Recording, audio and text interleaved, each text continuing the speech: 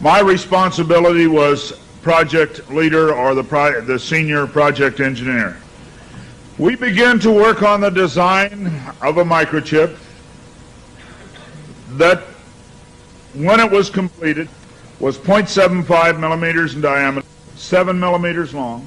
It was the size of 1/4 of a grain of rice. Again, I want to say that I was not a Christian and there were no Christians there. They said they wanted this to have a power source and be able to emit a signal. And they told us they wanted us to use lithium as a battery source. Lithium's used in watch batteries, it's used in heart pacemaker batteries, it's used in a lot of places.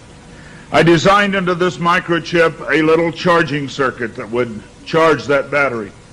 This sounds like a lot of technical things coming together, but if you'll bear with me 1 minute, you'll see what God has laid out about this microchip.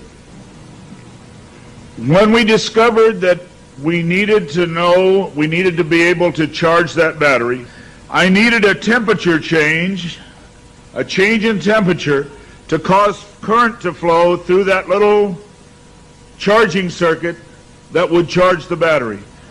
So we began to investigate and find out where in the body does the temperature change the most rapidly. We spent over $1 million in taxpayer money, and when the results came back, there was a lot of information. We divided it up amongst 3 teams and then came back together with that information. It was determined that there were 2 places in the body that were ideal for the microchip. One was just below the hairline on the forehead. Every mother checks their child's temperature right here. So we could have paid the mothers $1 million and saved. I never saw a mother check their child's temperature on their ankle. Always right here. The other place was the hand, the right hand preferred, because most people are right-handed. This didn't bother me, and it didn't bother anybody else on the team. The hand seemed a good place. Nobody wanted it here. And so the design work, everything was completed. The microchip was done. You're seeing it now on some of the Discovery Channel presentations. There are people who have received it already. It is real. It's not something that's coming way down the road. They gave me a Bible.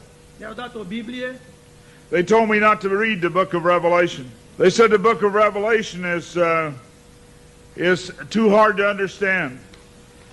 So I waited, and I didn't read the book of Revelation for quite some time. Then one day I came to Revelation 13, verse 16. And he caused us all, both small and great, rich and poor, free and bond, to receive a mark in their right hand or in their forehead. I didn't like what I saw. I went back and looked up the word mark. I went to the Strong's Concordance, and I found that John had used 3 words for the word mark. Charagma,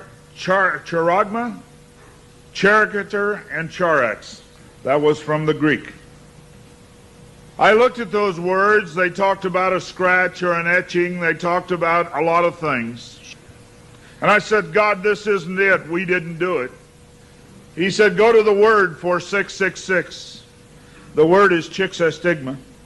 In the Greek, it says to go to 4742 as a cross. The last half of the word chixastigma.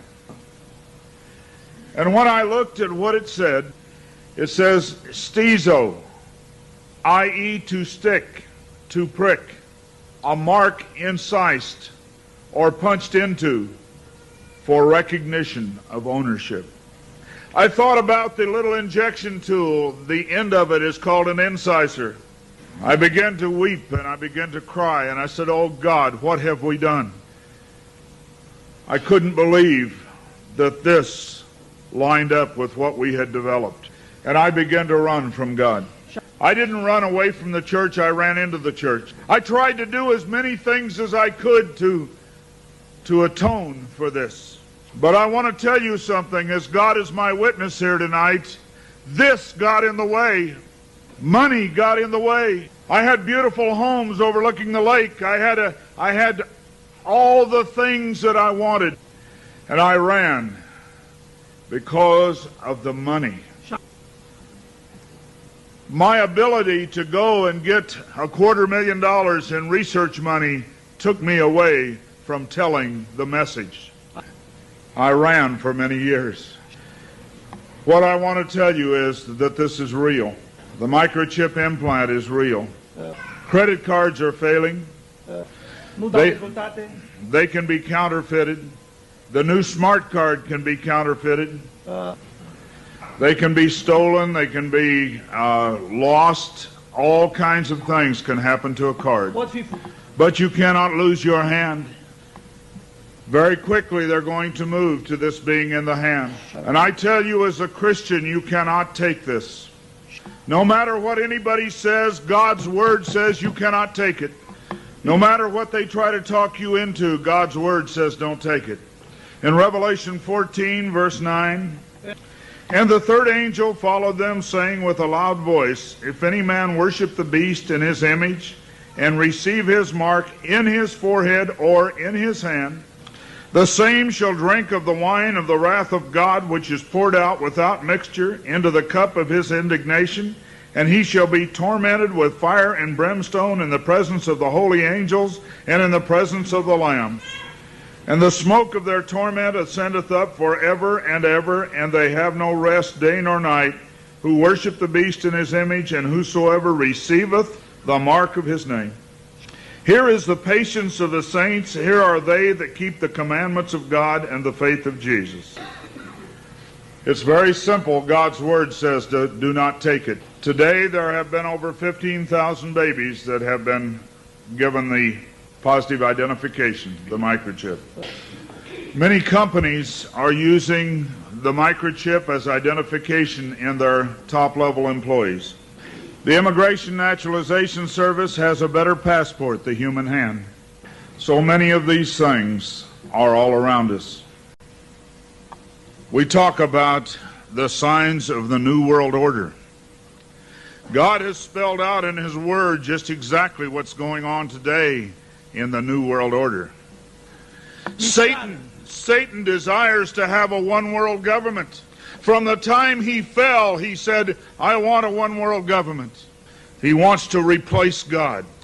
And so we see a government put together by men, a one-world government. The signs of the times are all around us.